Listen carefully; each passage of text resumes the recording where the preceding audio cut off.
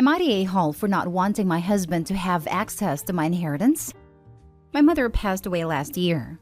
The entire process is about to come to an end in just a few weeks. And for the past 6 months, my husband has been looking at a multitude of things that on a regular day we definitely can't afford. He'd have to use credit or save up for weeks or months. A person can wish for stuff or want to work towards a treat for themselves, but he hasn't made an effort to save up for these expensive purchases. Instead, he's been asking for updates on the legal process and asking how much longer it's going to take. He's even asked me several times about an estimated amount.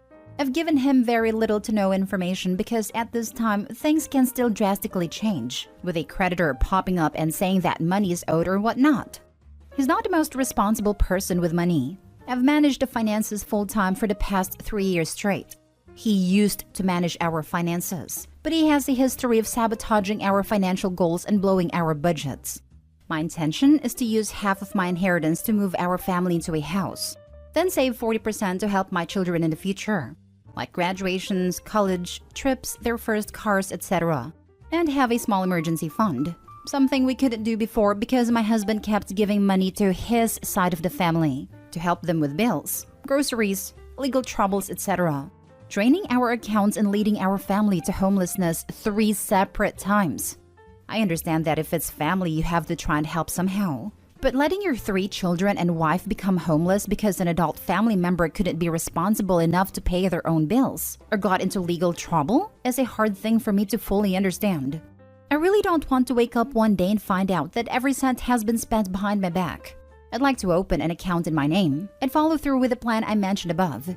He has made it clear that he intends to buy a new vehicle, tech, game system, and other items just for him, not our children or to improve our family's future.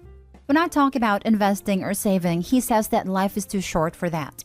I told him that it wasn't about us. It was about our children. And his response was that when our children become adults, they should work for what they want. That statement seems backwards considering his actions of late. I know for sure that if his parents pass, we will have to pay off their debts and cover all of the unknown costs out of pocket. Financially speaking, started my marriage with my husband completely debt-free, and I have worked for years to finally get him to be debt-free as well. But over the past 10 years, he's paid off his parents' credit card and IRS debts. They live paycheck to paycheck and think saving money is pointless. I'm not sure if I'm making the right choice, but I really just want my children to have the same happy and stress-free childhood I had. Am I the a-hole? Now for the top comments. Not the a-hole. Inheritance isn't marital property, but you need to be straight up with him and tell him he isn't going to have access to it. You're gonna have to have enough spine to put your foot down. If he doesn't like it, let him leave, because it doesn't sound like he's contributing anything. This. I would also add that you should look at a financial planner/advisor to ask questions and explain the situation so you could get clear advice from a professional. But seriously, be upfront and direct that your inheritance isn't his spending money. Don't tell him when exactly you're getting the money or how much you're getting.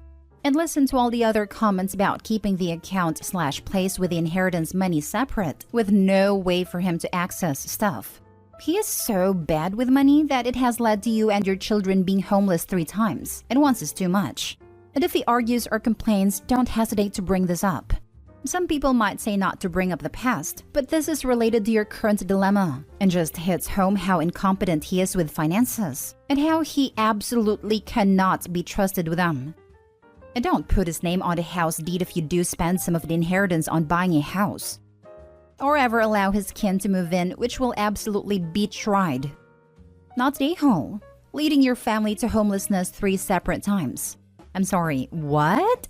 How on earth are you even entertaining the idea of giving him any kind of access to a large amount of money? Looks to me like he has told you many times what he's going to do with that money. He's going to blow it, just like he's been doing. He's going to blow the money, your investment plans, and your kids' futures. Sorry, but I'd have divorced his butt ages ago. If you hand out my money to the point of making me homeless, there's no way in hell that trust could be earned back.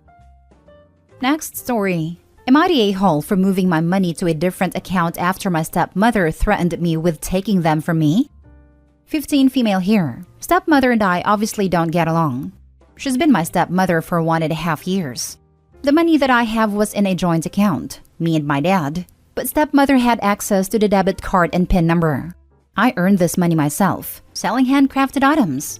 I broke curfew a few days ago, and she suggested that she's considering whether to take 20% of my money out of the account as a fine for punishment. And every time this happens, she will take 20% more until nothing is left. I was very upset about her threat and decided that I should move my money before she takes it away. I logged in online and transferred all of it to my big brother's account last night. And the next day we went to open a joint bank account with my brother, and we moved the money there. So she doesn't have access to it anymore. So upon learning what happened, my dad and stepmom are furious at me and my brother. Stepmom is focused on the fact that I've taken away her means of punishment, and my dad is upset that I didn't trust him enough to protect my money. He insists he wouldn't have allowed it. Stepmom has banned me from seeing my brother, which is meaningless as I don't accept her authority to do this, and my dad says he's hurt that I don't trust him, and as a result, he doesn't trust me anymore. Am I the a-hole for moving the money? Honestly, I completely agree with your actions here. Your stepmother threatened to steal your money from you, so you moved to protect it first. As to why you didn't trust your dad, well, why did she have access to the debit card and PIN for an account that wasn't hers? Not an a-hole. This is so important. Your dad broke your trust first by giving your stepmother access to the debit card and PIN. You didn't break trust. You prevented threatening theft. You literally moved your money out of the bank after the bank robbers told you they were going to go steal it. Not the a-hole. Your stepmom has wildly overstepped. And good on you for having the foresight to take preventive measures to protect your hard-earned money. Where was your dad when she first brought this up? Did he defend you? Especially since he disagrees with your stepmom, his issue should be with her for crossing the line, not with you for being smart about your money. He didn't defend me because he says I was wrong to break curfew, but he insists he wouldn't have allowed her to take my money. Then he should have spoken up when she made a threat and talked about an appropriate punishment for breaking curfew. Not the a-hole, it's your money. Maybe you'd trust your father more if he stepped up as a parent and told his wife that disciplining you for things like breaking curfew are his job, not hers. Exactly. Dad does not have Opie's back. What repercussions did she get for threatening Opie? Nothing.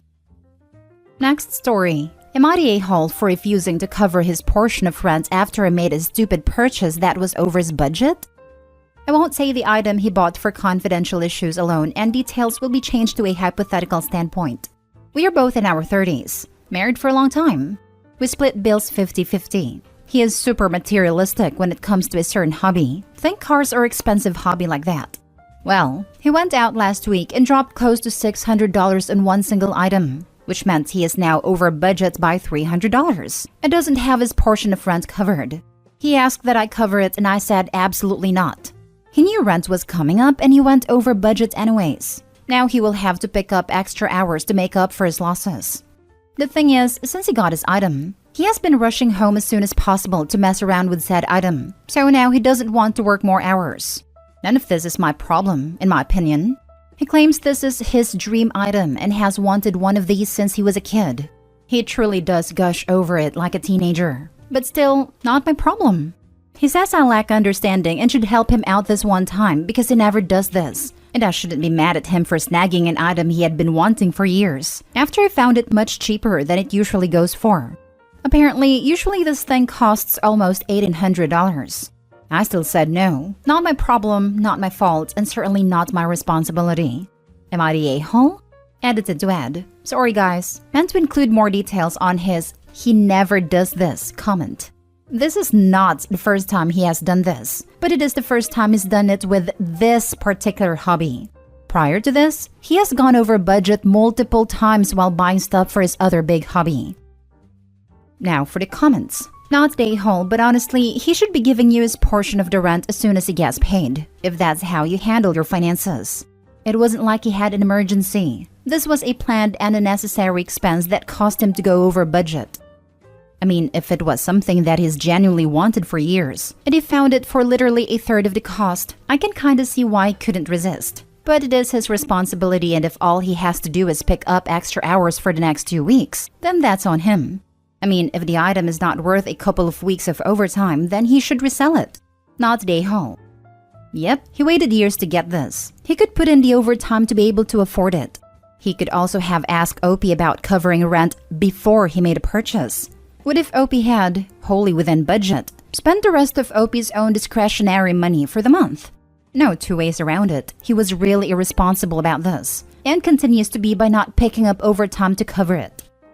Not to be a hole, but I'm sure your landlord couldn't care less about how you budget as a couple. Landlord is going to want the rent. That's your immediate problem. Depending on your city, the strength of tenant protection laws, etc., being short on your rent 1 month can be your first step on the road to eviction. You don't want that, obviously. Your next problem is determining how to deal with a partner with so little respect for household finances. It's not just so little respect for household finances, but so little respect for her and her boundaries. He deliberately bought something which would cause him to be short on rent because he expected her to pay it without asking. Making decisions which affect your spouse without your spouse is never the way to go. If this had been a roommate and not a wife, would he have gone ahead and made this purchase? Probably not. He decided for her that she'd be okay with it, since they're married. Everyone sucks here. He's super irresponsible, but you really sound like a roommate more than a partner here. Well, that's how I'm treated. I ask for a date night and he can't even be bothered because he wants to play with his toys, but fully expects me to jump in and cover expenses when he overdoes it. I am a roommate that he is financially dependent on when he makes stupid choices, but I've tried to be more than that, multiple times. He doesn't even kiss me anymore. What are you getting out of this relationship other than a headache and debt? I'm sure isn't half the rent. Last story. Am I the a-hole for turning my friend's daughter against her family? I'm 38 female and have a daughter V, 13. I have a close friend, Charlie, who has a daughter Amanda, also 13, with his wife Olivia. I've known Charlie for nearly 20 years, since before he was with Olivia, and while she and I have never been close, I thought we had a deep abiding respect and warmth for one another. Our kids are very close, and Charlie and his family often visit us at our homes, and when we're near where they live, we see them. At the beginning of the summer, Charlie, Olivia, and Amanda, along with their other 2 sons, came to stay with my family. They were there for 2 weeks, but when it was time to go, both V and Amanda pleaded for Amanda to be allowed to extend her stay. My husband and I were fine with this, as was Charlie, but Olivia wasn't keen. Eventually, she was convinced by Charlie, and Amanda stayed with us until about a week before school started again. Since then, Charlie has mentioned a couple of times that Amanda has asked for different kinds of food that she tried while with us, and that she's asked for a couple of expensive items. She even asked if she could try horse riding, and Charlie has joked several times about me corrupting her, but it was definitely a joke. Then, 2 days ago, I received several walls of text from Olivia. She said that since staying with us, Amanda has become divorced from reality. Olivia says Amanda now wants things they can't afford, will not help around the house, and complains about everything, from their cars to her clothes. She said that I must have spoiled Amanda by giving her expensive gifts and encouraged a superficial lifestyle. I bought her one designer item as a souvenir on a day trip we took, as I was getting one for V and it seemed unfair for Amanda to get nothing. She also said Amanda has asked to join a gym and be taken to a dermatologist and accused me of making Amanda insecure, which I absolutely did not. V has seen a dermatologist and probably mentioned it to Amanda, but I doubt it was a nasty way. Finally, she said that I had completely alienated Amanda from their family, as nothing they do seems to be good enough now. And she keeps saying that she misses being with our family and wishes she'd been born as V's sister. Apparently, Amanda said she wants to come back to ours for her school's half-term break, and that I invited her, which I did in passing, if it was okay with her parents. Olivia said as a mother I should have known better than to spoil a child that's not mine, and that it must have been my intention to turn her against us. I was hurt by what she said and told Charlie. He says she's overreacting because most of what Amanda has been saying has been directed at her mother, and Olivia is just at her wit's end. He said he'll talk to her and that I shouldn't worry, but I'm beginning to wonder if I've done something wrong. A friend of mine said she understands why Olivia would feel slighted, but even if she overreacted, am I the a-hole? All of Amanda's new behaviors honestly sound like her just being a teenager. More than likely, it has nothing to do with her extended stay with your family. It sounds to me like Olivia is frustrated and needs someone to blame, not the a-hole. That's my take. 13-year-olds are going through some phase.